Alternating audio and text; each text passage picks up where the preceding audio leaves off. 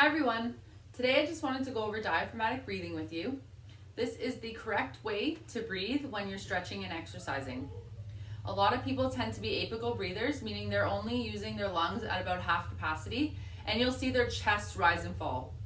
The correct way to do diaphragmatic breath would actually be filling the lungs to full capacity where it needs to expand the diaphragm, which is a muscle located along the base of the ribs, just under the lungs.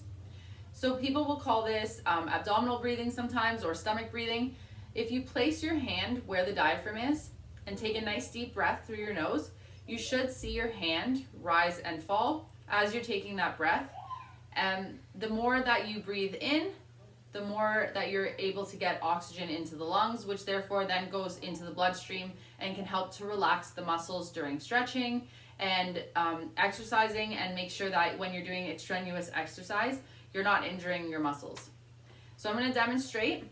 I don't know if you guys can see, maybe if I go sideways. I'm going to take a nice deep breath now.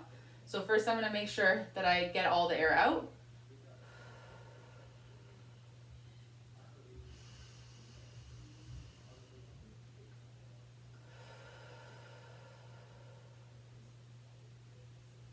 So I'm not sure if you could see there, but I expired all the air out of my lungs as much as I could.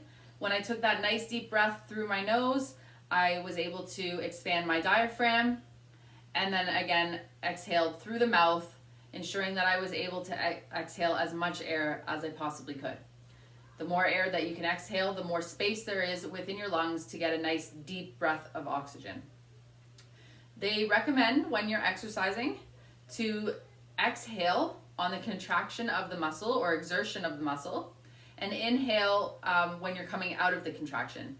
So we call the contraction is a concentric contraction, and when you come out of it, it's an eccentric contraction. So the opposing muscles are therefore contracting to bring you back to the original starting position. So I'm using a bicep curl for example.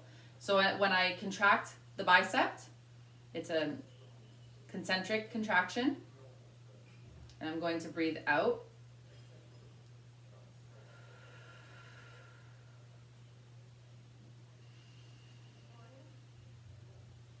Right, so you saw that I took a nice deep breath in when I was bringing my arm back down, and then out when I was coming back up. Making sure also while you're doing your exercises that you're maintaining a steady rhythm as you're contracting and bringing it back out. The eccentric contraction is just as important as the concentric contraction. So keep a nice steady pace so that you don't injure yourself. Make sure you're maintaining those deep diaphragmatic breaths at a nice slow rhythm, making sure that it's going out with the contraction, in when you come back out, and just practice the diaphragmatic breathing if you need to when you're not exercising and stretching. Just put your hand there and make sure that you feel it coming in and out. Some people maybe haven't used their diaphragm that much for a long time, and just having that extra practice will help to loosen up the diaphragm, and then you can add it in with your stretches and exercises. I hope that this information helped you all out. Have a great day.